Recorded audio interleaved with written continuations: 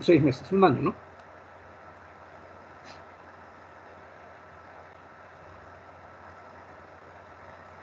Un año, ¿alguien puede responderme? ¿Saben? ¿Nadie sabe cuánto dura el Serums ahora? Vamos a asumir que un año, porque estaba durando un año.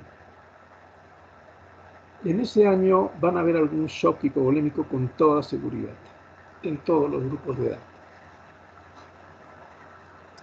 Con toda seguridad les van a llegar pacientes accidentados, traumatizados, en los cuales van a eventualmente ocurrir shocks hemorrágicos, que al final dan shocks hipovolémicos.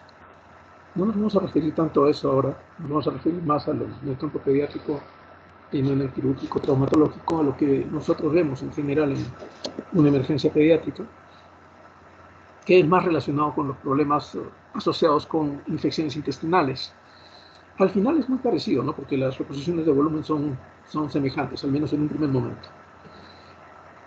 La idea es que reconozcan la importancia del shock como una entidad clínica que van a tener que manejar sí o sí en su año de serumistas, aprender a reconocerlo en sus diferentes fases, porque cuanto más temprano lo reconozcan, va a mejorar el pronóstico y conocer el mejor manejo que le pueden brindar.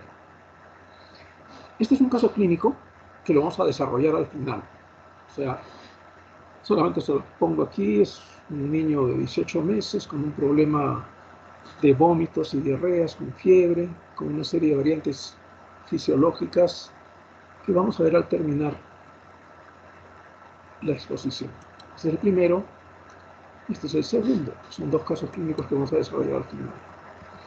Estas son las definiciones de hipotensión según la presión arterial sistólica, ¿no? Según edades. Esto es como una cuestión numérica.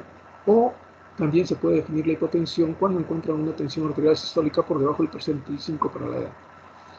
Esto es más usado, por ejemplo, en las UCI. Ustedes van a encontrar en las cabeceras de las camas de los niños, junto con su nombre, van a encontrar cuál es su nivel de percentil 5 para ese paciente, para no estar buscando en el momento en que eventualmente presente problemas asociados con una presión arterial baja, ¿no? ¿Cómo se define el shock? Básicamente, un síndrome, o sea, un conjunto de signos y síntomas, en el cual hay primordialmente una disminución del volumen sanguíneo efectivo. En niños es más o menos 80 mililitros por kilo, lo cual va a provocar alteraciones de la función circulatoria, insuficiencia general de la perfusión tisular, que es lo que ustedes van a ver clínicamente y que probablemente les va a encaminar al diagnóstico, pero que si no se corrige va a conducir a una alteración que puede llegar a ser irreversible de los mecanismos homeostáticos que tratan de compensar esta pérdida de volumen sanguíneo efectivo. Al final, lo que va a haber es una generación de energía insuficiente para el metabolismo normal. En última instancia, lo que se va a alterar va a ser la mitocondria con su cadena de electrones. Ustedes saben que en el ciclo de Krebs se produce una cierta cantidad de ATPs que van a ser multiplicados por muchos más cuando se llega a la generación de energía en la mitocondria con la cadena de electrones que va a generar una cantidad de ATPs muchísimo mayor que la que se genera solo en el ciclo de Krebs. Esto es al final lo que se va a alterar cuando hay un metabolismo anormal asociado con una circulación insuficiente. Habrá hipoxia tisular. A nivel del tejido, a nivel de la célula, el oxígeno no va a llegar. El metabolismo celular depende del aporte de oxígeno. El aporte de oxígeno depende de lo que le llegue en la sangre, que a su vez depende del gasto cardíaco. Entonces, cuando se produce alguna disminución del gasto cardíaco, que ya está al máximo en un problema de shock con resistencia vascular sistémica alta, para tratar de mejorar esa presión, cuando se produce a nivel celular una llegada insuficiente de oxígeno, lo que va a hacer el tejido es aumentar la extracción de oxígeno. Pero eso también tiene su límite. Cuando ya no se puede extraer más oxígeno, con lo que se va a traducir en algunas variantes que vamos a ver después, se puede producir ya la muerte celular, ¿no? El metabolismo anaeróbico, el aumento de ácido láctico y del aumento del CO2 con generación suficiente de energía es lo que se va a producir. Al final no va a haber aporte energético ni va a haber la posibilidad de eliminar los productos del metabolismo, que también van a generar diversos tipos de anormalidades, ¿no? El shock hipovolémico en general ustedes lo van a ver en dos circunstancias. El no hemorrágico, el que más vemos en pediatría, en general en la parte no quirúrgica, con problemas relacionados con infecciones intestinales. Antes esto se veía... ¿Me están escuchando bien? Sí, doctor. Okay. Sí, doctor. Ok. Antes esto lo veíamos con bastante frecuencia, cuando había muchas diarreas. Antes de las vacunas por rotavirus, las salas de hospitalización estaban llenecitas con pacientes con problemas diarreicos deshidratados. Ahora, con la vacuna del rotavirus que se instalaba hace varios años, esto prácticamente ha desaparecido. Casi no tenemos hospitalizaciones, la mayoría se quedan en las áreas de emergencia y en menos de 24 horas regresan a sus casas compensados. Probablemente es lo que van a ver ustedes. Pacientes con deshidrataciones moderadas, con intolerancia oral y uno que otro paciente chocado en relación con diarreas agudas infecciosas. Los grandes quemados, pacientes con problemas metabólicos como la diabetes, vemos unos 4 diabéticos por año, más o menos llega uno cada 3 meses con cetoacidosis y shock. Y los pacientes con sepsis que no entran dentro de lo que es no hemorrágico, en realidad entra dentro del hemorrágico, no dentro del hipovolémico puro, como en el caso diarreico, pero que es importante que lo conozcan porque las infecciones siguen siendo una causa súper importante de consulta y la sepsis siempre es un fantasma que puede estar presente inclusive en un problema de diarrea infecciosa como una complicación de ello. En los casos hemorrágicos los van a ver ustedes sí o sí en pacientes traumatizados, atropellados, en una serie de accidentes van a haber problemas hemorrágicos que pueden llegar al shock. En pacientes quirúrgicos o en hemorragias digestivas en el grupo pediátrico no son tan frecuentes, realmente son relativamente raras. Pero esto es dentro de lo que más posibilidades tienen de ver. En primer lugar, las diarreas y siempre sospechar el problema séptico. Eso lo vamos a mencionar ahora tangencialmente. Cuando se produce una pérdida de volumen por cualquier motivo, todos los mecanismos compensadores, baroreceptores, receptores de volumen, quimioreceptores van a actuar, van a producir la secreción de catecolaminas adrenales, ACTH, hormona antidiurética, endorfina, sistema retina, renina, aldosterona, angiotensina, que lo que van a propiciar es retener sodio y agua. Va a haber vasoconstricción periférica por estimulación simpática, con aumento de la frecuencia cardíaca, que establece el principal mecanismo compensador, cuanto más pequeño es el niño. El miocito del pequeño, de un neonato, por ejemplo, es un poquito más rígido que el del lactante del niño más mayor, por lo más mayorcito, por lo que la contractilidad y por tanto el cambio del gasto cardíaco no va a ser muy marcado. Va a haber básicamente como mecanismo compensatorio una taquicardia que sí puede llegar a ser bastante elevada, ¿no? En general se puede compensar hasta un 10% de pérdida del volumen intravascular. Luego ya, si no hay reposición de volumen, va a haber disminución del gasto cardíaco, de la presión arterial y se van a manifestar estas pérdidas como un shock descompensado. Entonces, la idea es que nosotros fisiológicamente recibimos un aporte adecuado de oxígeno que habitualmente es suficiente para lo que las células, los tejidos necesitan.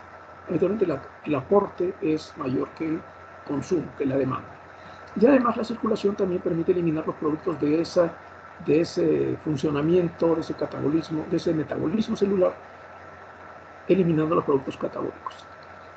Va a depender el que llegue este flujo de oxígeno de que el contenido de oxígeno esté adecuado, que haya una concentración de hemoglobina adecuada y que tenga una saturación normal, que el flujo tisular dependiente del gasto cardíaco, que a su vez depende del volumen sistólico y de la frecuencia, sean adecuados para la demanda metabólica. Cuando esto está equilibrado no hay ningún problema.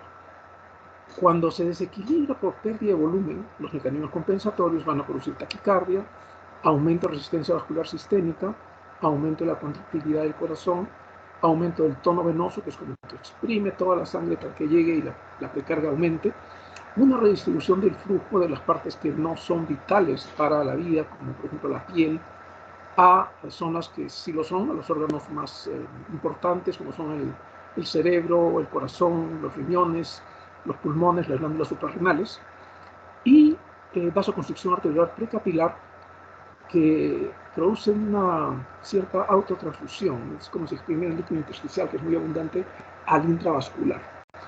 Al final, todo esto lo que produce o que propicia es retener agua y sodio para tener una presión arterial media adecuada. El flujo circulatorio en general va a depender de una presión arterial media que debería ser en promedio mayor de 60 milímetros de mercurio, ¿no? Es lo que se trata de conseguir.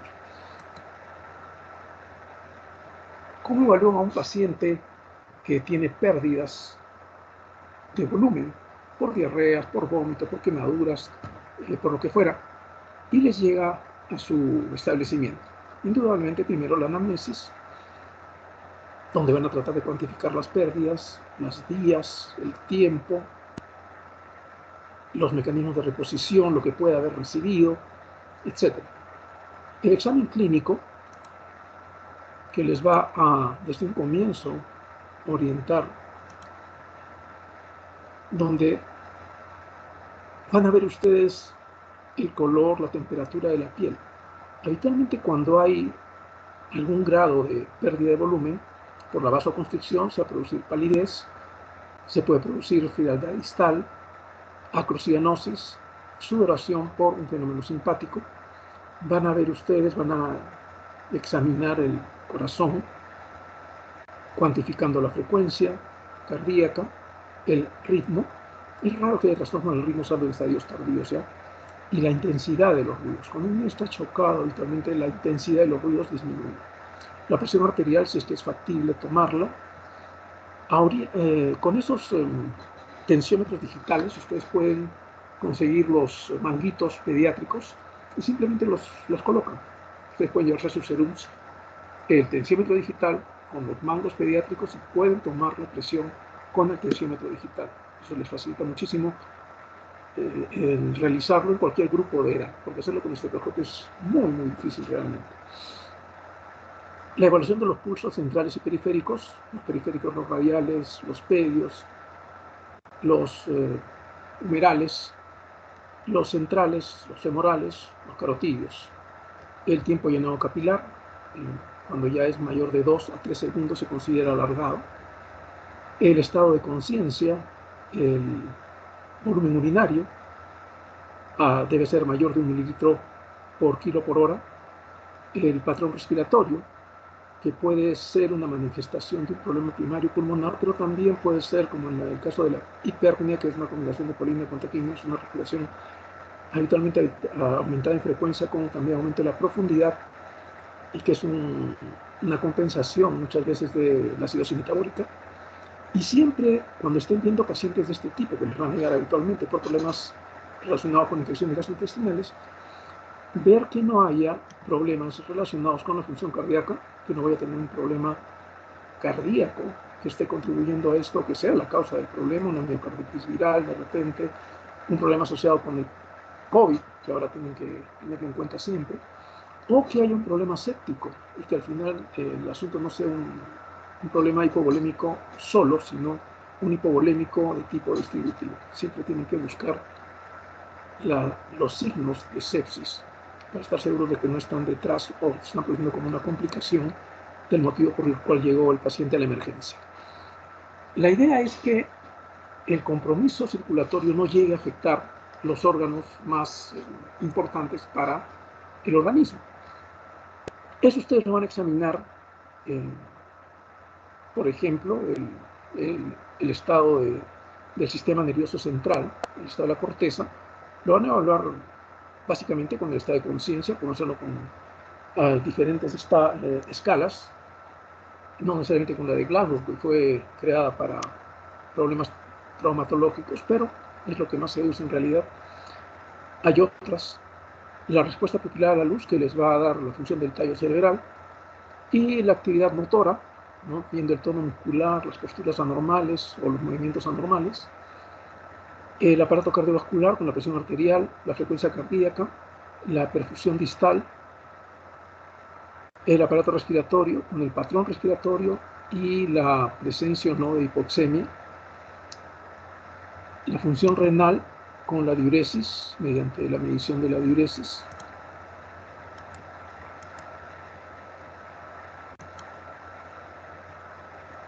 las glándulas suprarrenales, que esas no se evalúan sino en algunos lugares cuando miden el cortisol, pero bueno, eso está fuera de nuestro alcance, y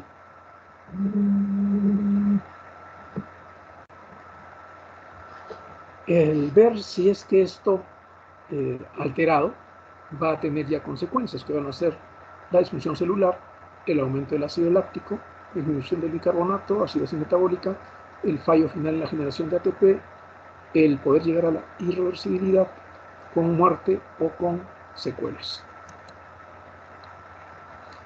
¿Cómo categorizan el shock? El shock compensado o estable, en el cual la presión arterial sistólica va a estar en rangos normales, con un estado de conciencia normal, pero con signos de perfusión tisular inadecuada. Por ejemplo, tienen el llenado capilar lento. Puede haber pulsos periféricos débiles, pero todavía no va a haber fallo orgánico terminal. No va a haber nada de lo que está aquí todavía en general. No va a haber una suma de lo que se ve en estos casos. Pero habrá evolutivamente signos de compromiso circulatorio precapilar si la injuria persiste.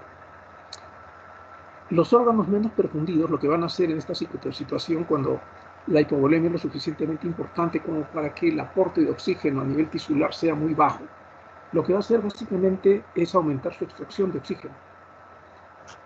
Va a haber estimulación del mecanismo anaeróbico, acidosis láctica. Y esta acidosis láctica, una de las cosas que va a hacer es relajar los precapilares. Al relajar los precapilares va a disminuir la presión arterial. Aquí comienza el siguiente paso en la evolución del shock, que es el shock descompensado o inestable. Ya se va a manifestar con hipotensión sistólica, alteración de la microvasculatura, perfusión y de la perfusión, alteración de la perfusión más marcada. Eso se va a reflejar en hipoxia tisular e isquemia, una circulación enlentecida, liberación de metabolitos vasoactivos, adenosina y ácido nítrico. Los leucocitos se van a marginar, propiciando microtrombosis, va a haber parálisis vasomotora, disfunción circulatoria. Todo eso va a empeorar la hipotensión, la progresión a fracaso multiorgánico, y esto puede terminar en el óbito del paciente. ¿Cuáles son los signos de alarma? Si ustedes están con un paciente con un shock compensado, van a tener probablemente horas antes de que esto pase al hipotensivo franco. ¿Qué cosa va anunciando el hecho de que esto ya se puede estar produciendo? Que los pulsos periféricos se hacen cada vez más débiles o se llegan a perder y el estado de conciencia se va a ir alterando. Los ruidos cardíacos se hacen menos intensos, la diuresis disminuye y se comienza a manifestar la acidosis láctica con valores cada vez mayores. Esto les va avisando que están yendo del compensado al descompensado. Cuando ya el asunto llega a producir bradicardia y pulsos centrales, carotidos o femorales débiles o ausentes, ahí ustedes ya tienen que estar previendo un paro cardíaco inminente. Estamos hablando en términos de minutos, ya no tienen horas, tienen minutos, son fenómenos tardíos, igual que cualquier arritmia. Esas cosas en general no deben producirse en un shock que todavía puede estar dándoles tiempo de que ustedes actúen. Cuando empiezan la reanimación de un paciente en shock, ¿cuáles son sus fines? Uno es mantener la presión arterial. La presión arterial que depende del gasto cardíaco. Ustedes tienen que mejorar este gasto como administrando volumen. En la medida que administren volumen, este volumen sistólico también va a mejorar y la frecuencia cardíaca eventualmente va a ir disminuyendo y la resistencia vascular periférica, que puede llegar a ser muy marcada como mecanismo de compensación, ya hacerse más, no notarse tanto.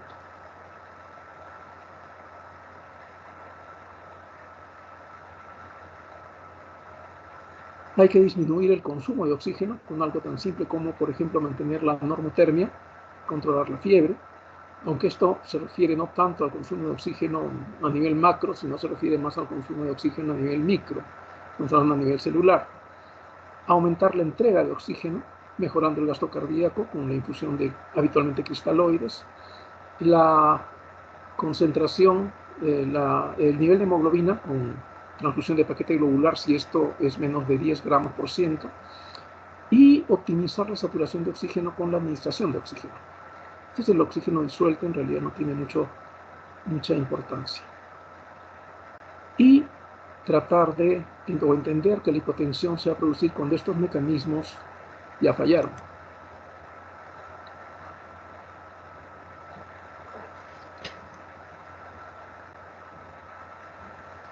Entonces, las metas de la terapia van a ser optimizar el contenido de oxígeno de la sangre, mejorar el gasto cardíaco, reducir la demanda de oxígeno y corregir los trastornos metabólicos acompañantes, de lo cual el más importante probablemente sea la hipoglicemia, que se va a dar sobre todo en pacientes desnutridos. ¿Cómo van a hacer eso? Les llega el paciente, le pone oxígeno. Si tienen un monitor, lo conectan al monitor para monitorizar la frecuencia cardíaca. A veces las taquicardias son muy elevadas, no se pueden cuantificar solamente contándolas con el estetoscopio. Su oximetría, la presión arterial y el control de la temperatura.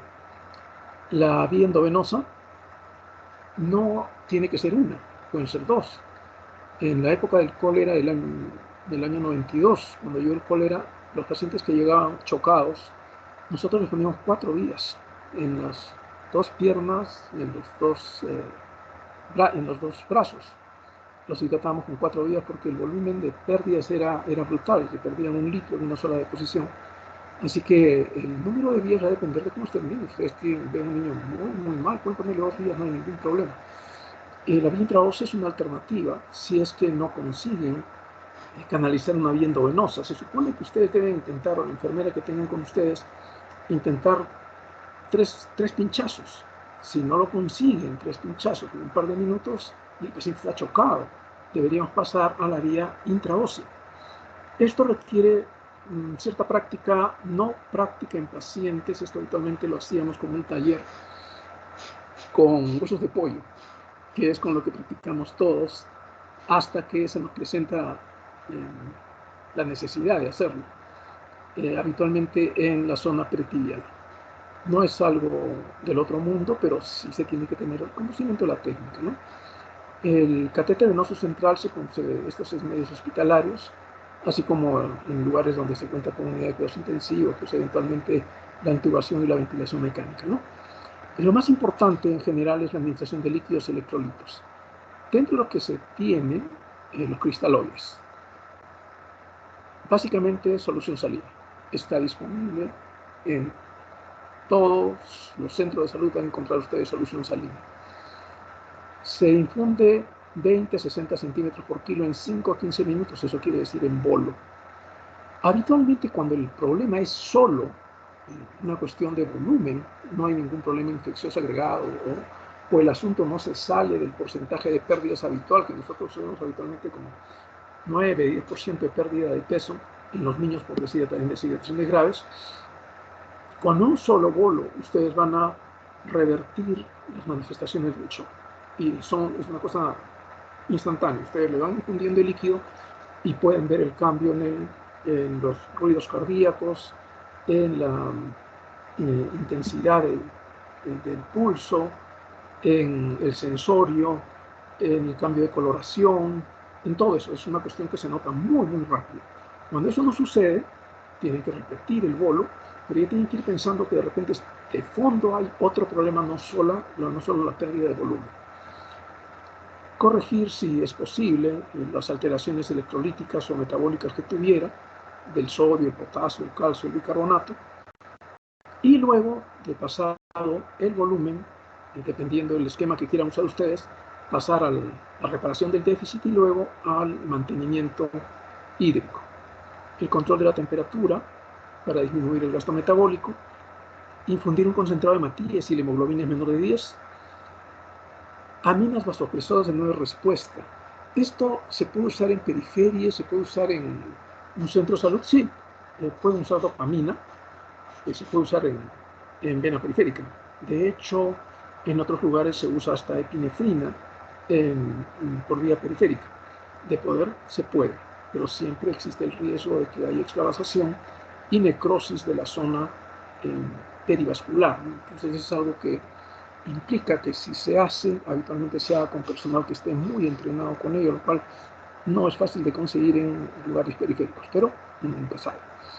La monitorización, la evaluación frecuente, y si es que están en algún lugar con unidad de cuidados intensivos, que ahí el manejo es más invasivo con medición de presión arterial media, con un catéter central, con un catéter arterial, la presión venosa central, la saturación venosa de oxígeno, la saturación venosa central de oxígeno, que mide la relación entre el consumo de oxígeno y el aporte que está dado por el gasto cardíaco. Teniendo en cuenta que el ácido láctico es un buen predictor de evolución. Los exámenes de laboratorio que se piden, el hemograma lo que les va a decir habitualmente es si es que hay un problema infeccioso de fondo importante. Si ustedes encuentran un niño con un hemograma con 20.000 leucocitos, con 10% de bastones, eso no es por un problema probablemente viral, digestivo, ¿no? Probablemente ahí hay un problema agregado infeccioso, la causa es infecciosa o eventualmente un problema séptico de fondo. La hemoglobina para ver si hay que poner algún paquete globular, las plaquetas para ver si estuviera algún factor agregado relacionado con, habitualmente se disminuye con problema infeccioso, la bioquímica sanguínea, gases y electrolitos, ácido láctico, glucosa, urea, calcio, creatinina, coagulación, hipoprotrombina, grupo IRH, el examen completo de orina, un directo de ese si el caso es un problema diarreico, los cultivos correspondientes, las radiografías y las ecografías según el caso, ¿no? Ahora se usa cada vez más el ecógrafo, pero no tanto en problemas puramente hipovolémicos, sino más asociados a problemas hemorrágicos traumatológicos, ¿no? Con el EcoFast. ¿Qué cosa deben ustedes esperar? ¿Qué cosa evalúan cuando están dándole terapia a un paciente que llegó a su guardia, a su centro de salud por este problema? Que en la medida que vayan infundiendo líquidos, la presión arterial y las manifestaciones de insuficiencia se revierten. El llenado capilar, la temperatura de las extremidades, la disminución de la taquicardia, la normalización del pulso, la intensidad de los ruidos cardíacos, la mejoría de la diuresis, la disminución de la sed, mejoría del estado de conciencia, disminución del lactato sérico, corrección de acidosis, un pH normal. Todo eso deberían ustedes buscar que se vaya normalizando en las siguientes 2 a 3 horas del inicio de la reposición del volumen, con respuestas objetivas en los primeros 10 minutos. Ustedes ponen el primer bolo de 5 a 15, 10 minutos lo pasaron, ya tienen que ver respuesta. No crean que tienen que esperar 3 horas. 3 horas podrán esperar para que eventualmente hasta la diuresis se normalice. Pero las manifestaciones del shock tienen que ir atenuándose muy rápidamente. ¿De qué depende el pronóstico? De qué tan rápido hagan el diagnóstico y qué tan rápido actúen con lo que se tiene que administrar. ¿Qué conclusiones se puede sacar de lo que es un shock hipovolémico? Que el problema es básicamente celular, que es una emergencia, que lo que les va a hablar de shock descompensado va a ser la alteración de corteza, un compromiso de conciencia, y las manifestaciones de fallo de órgano terminal, la oliguria o la anuria, el pulso filiforme o la desaparición de los pulsos periféricos o la disminución o atenuación de los centrales, que les hablan de fallo de órgano terminal, sistema nervioso central, riñón, aparato cardiovascular. Eso ya habla de shock descompensado. La acidosis es un buen indicador de isquemia tisular. Considerar que los cristaloides son la primera línea de tratamiento. Solución salina, lactato de Ringer, no necesitan pasar coloides necesariamente, no han demostrado mejorar la supervivencia, son mucho más caros. Y debe haber reversión de signos y síntomas en 1 a 3 horas y no hay factores agregados según como se los he mencionado. Lo más importante, la identificación temprana y un tratamiento inicial agresivo que va a mejorar el pronóstico. Los casos clínicos. El primero es un paciente varón de 18 meses, es un lactante mayor, entre 1 y 2 años, con 3 a 5 vómitos diarios, 3 días, no biliosos, 1 a 2 diarreas diarias, temperatura 38.3, somnoliento, frecuencia cardíaca de 190, un llenado capilar mayor de 2 segundos, presión arterial 83/65, saturación 97%, frecuencia respiratoria 28 por minuto, en pulmones normal, ruidos cardíacos de intensidad normal, pulsos periféricos débiles, femorales intensos, abdomen distendido, timpánico con una diuresis de 0.3 centímetros kilo hora, o sea, está oligúrico. Lo ideal sería que acá yo comenzara a presentarles a ustedes, no sé si alguno quisiera opinar sobre este paciente, que sería lo que tendría que evaluar primero. ¿Alguien quiere opinar? 1, 2, 3. Nadie. Ok. Primero la historia clínica.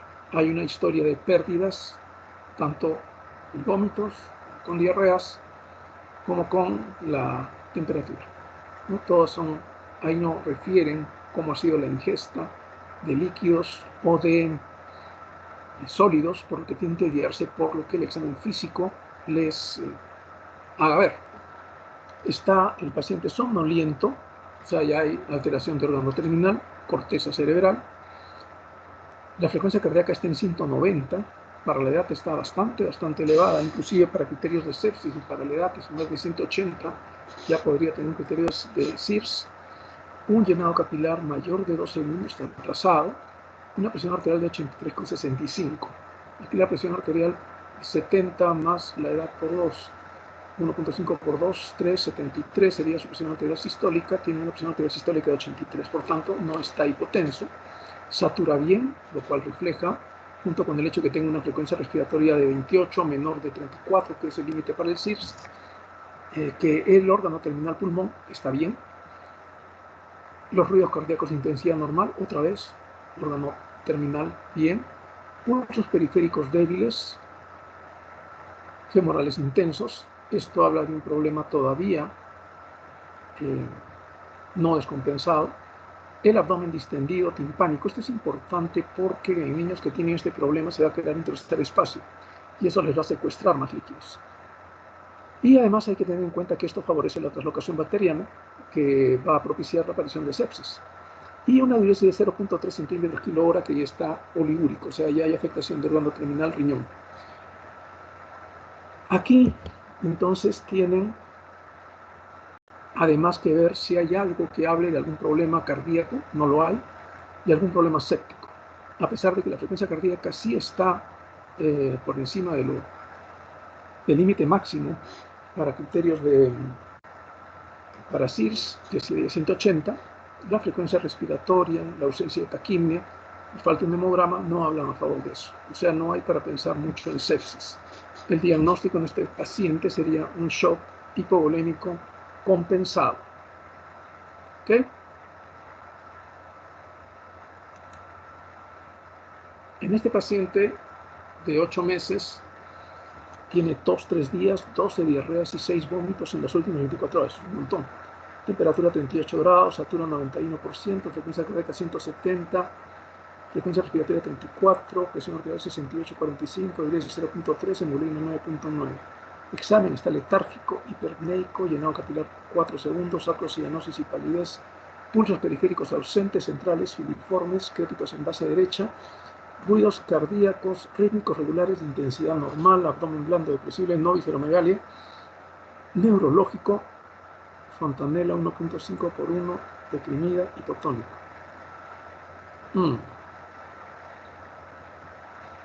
En este caso, la presión arterial debería estar, la sistólica, mayor de 70, está con 68. Tiene una fuente de pérdidas, una historia de pérdidas bastante importante.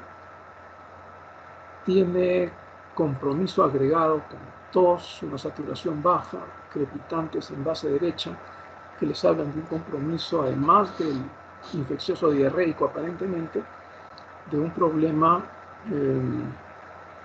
bronconeumónico o neumónico. Tiene hiperpnea, que puede estar asociada con el problema respiratorio o puede estar asociado con una acidosis metabólica o probablemente es una cosa mixta. Hay manifestaciones periféricas muy claras con un llenado capilar alargado, acrocianosis y palidez. Hay evidencia de función central con gasto cardíaco bajo, evidenciado por pulsos periféricos ausentes, los centrales filiformes, a pesar de que los ruidos cardíacos están todavía con una intensidad normal.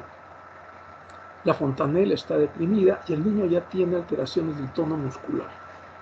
Todo esto hablaría a favor de un niño que está chocado, que tiene un problema probablemente infeccioso digestivo y un problema infeccioso pulmonar. Criterios para CIRS: la temperatura está por debajo de 38.5, la frecuencia cardíaca está por debajo de 180, la frecuencia respiratoria está en el límite, no tenemos hemograma. Pero, a pesar de eso, ustedes tienen un niño con dos focos evidentes, el cual está chocado, con un shock que se puede catalogar como hipovolémico, pero en el cual ustedes no podrían descartar la posibilidad de que haya un componente séptico con un shock distributivo en curso.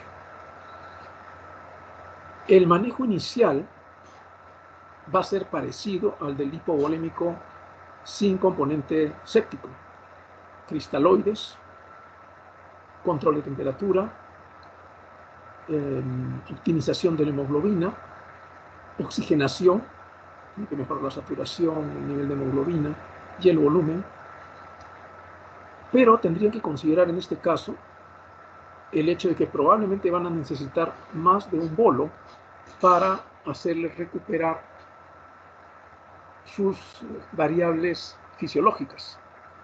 Y tener en cuenta que si ustedes en este caso administran un bolo, 2 bolos, 3 bolos durante la primera hora y el niño no mejora, con lo que hay de fondo ustedes tendrían una buena base para atribuirlo a un problema séptico de fondo, en cuyo caso lo único que tendrían que hacer es agregar drogas vasoactivas. Y la cosa se complicaría. Sería un paciente tributario de UCI. ¿Cómo definirían shock en estos pacientes? También se supone que esto, si fuera una clase presencial, deberíamos estar conversando. Y si yo tuviera ahí la lista y no solo esto, podría también estar llevándolo, pero como no la tengo, entonces yo voy a tener que desarrollarlo nomás. Definimos shock como una inadecuada entrega de oxígeno para suplir demandas. Esto está en la definición, sí. Definimos shock por hipotensión, no porque en el shock compensado hay shock, pero no hay hipotensión. Como un compromiso de perfusión periférica, este es un componente, no define shock, pero encamina a pensar. Un gasto cardíaco disminuido también es un componente, pero si tiene una resistencia vascular sistémica aumentada que compense, el niño no va a estar chocado. El límite inferior de la presión arterial en el paciente anterior, en el primer caso, era 70. El 70 y 73 y 70, uno de los límites inferiores de presión sistólica, o los percentiles 5 para la edad. En el primer caso, la más probable etiología era un hipovolémico. En el segundo caso, un hipovolémico complicado, probablemente con un distributivo séptico y con un componente anémico con ese hemoglobina 9.9. ¿Cuál sería el mejor fluido a utilizar? En los dos casos, dextrosa al 5%, jamás líquidos hipotónicos. Nunca. Dextrosa pura, jamás. Paquete globular, si hubiera evidencia de hemorragia o la hemoglobina estuviera por debajo de 10, en el segundo caso, por ejemplo. Pero no sería lo primero a utilizar. Solución salina 20 centímetros en bolo, definitivamente sí. La polielectrolítica 20 centímetros en bolo, damos polielectrolítica para la fase de reposición de déficit, pero no lo usamos para reponer para compensar el shock por el contenido de potasio que tiene. Es como si le dieran una carga de potasio. No lo usamos por eso para sacar de shock al paciente. Lactato Ringer pueden usarlo, igual que la solución salina, funciona exactamente igual. Y la albúmina se usa cuando habitualmente no funcionan 1 o 2 bolos de solución salina y disponen de ella. Si trataran de conseguir una vía endovenosa sin éxito, ¿qué harían? Insertar un catéter venoso central si estuviera en una emergencia así. Un par de cirujanos pediatras, como de hecho lo hacemos en emergencia, en 5 minutos pueden colocar un catéter venoso, sí. Insistir en el endovenoso periférico con toda seguridad que hay que insistir. Intentaría una intraósea femoral. En general no hacemos intraóseas femorales. Lo hemos realizado en casos muy poco frecuentes que lo hemos hecho, pero habitualmente ponemos en la tibia. En la femoral, si le agarramos el cartílago de crecimiento, podemos condicionar problemas peores a largo plazo. Pero cuando no había opción, cuando ya se hizo en las 2 tibias y no se ha podido, hemos usado femoral. Buscar otra opinión de ayuda también, eso nunca está de más, ¿no? Pero acá la opción probablemente sería insistir en el endovenoso periférico e intentar una intraósea, pero en tibia. Aquí está la bibliografía. Esta es una pregunta muy difícil realmente. Tienen que hacer un curso de maestría para poder responderla. Y me encantan los datos. A ver si después me pueden decir qué animal adoraban los egipcios. Una pregunta dificilísima. Muy bien. 3:15. Quedan 3 minutos. ¿Alguna pregunta? Sí, doctor, yo tengo 2 preguntas. La primera sería, como usted lo mencionaba, ¿hasta cuántos bolos puedo repetir si es que en caso no veo mejoría? Y la otra también sería, en el caso de que esté repitiendo tantas veces, ¿cuáles serían entonces también los signos de sobrecarga de fluidos, ¿no? Esas 2, doctor. 3 bolos. 3 bolos. Cuando con 3 bolos no funciona, tienes que agregar aminas, drogas vasoactivas. En periferia probablemente la que más vas a usar o más vas a poder usar sin complicaciones va a ser la dopamina. Con respecto a qué cosa vigilas, lo que más vas a ver tú como manifestación de que estás administrando mucho líquido, lo estás dando muy rápido, lo cual puede suceder, por ejemplo, te llega un down con un problema cardiológico, tiene una cardiopatía congénita, como el segundo caso, y tú le pones 1, 2, 3 bolos. Si el niño no tiene un problema de descompensación cardíaca, si te llegó sin descompensación cardíaca, lo que uno espera encontrar si se descompensa son crepitantes o el aumento del tamaño del hígado. Pero esto es muy difícil que lo veas con los bolos. Es más probable que lo veas cuando ya pasas a la fase de deposición del déficit. En el momento agudo no es tanto el volumen. Si el niño está chocado, posiblemente no va a ser tanto como para que lo puedas notar. Pero lo que se vigila es la aparición de signos de congestión pulmonar. El más simple de todos es la taquimia. Pero la taquimia es un fenómeno compensatorio cuando por algún motivo hay acidosis o hay un problema de oxigenación. Entonces, no es tan fácil de evaluar, que sería el más simple de todos. Los crepitantes son una fase tardía. Para que llegues a escuchar el crepitante realmente ya la encharcaste, pero puede suceder. Y el crecimiento del hígado. Esas son las 2 cosas que se vigilan. ¿Más preguntas?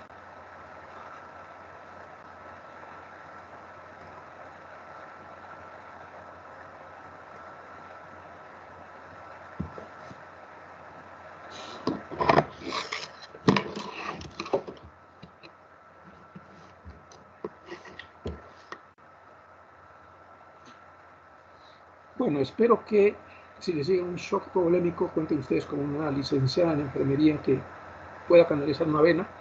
Si le canaliza la vena al paciente que les llegue, no importa cómo esté, ustedes le pasan su solución salina, ya tienen para 1 hora de prender sus velas, llamar a otra persona para que los ayude, revisar sus copias, todo aquello que no se acuerdan en ese momento van a tener tiempo. La cuestión es la vía, el bolo, el oxígeno, el control de temperatura. Con eso habitualmente ya están ganando tiempo, que es lo primero que uno necesita cuando está en una situación como esta, ¿no? Y no hay problema, todo depende de eso. Si no hay preguntas, muy bien, ya nos veremos. No se hagan problemas, esto de acá, si hacen el internado en un buen lugar, van a ver shocks hipovolémicos, shocks hemorrágicos, shocks obstructivos, shocks cardiogénicos, van a ver todos los tipos de shock de manera tal que cuando lleguen a sus serums no van a tener problema en manejarlos. Ok. Hasta luego, doctor. Gracias. Gracias, doctor. Chao, chao, nos vemos. Hasta luego.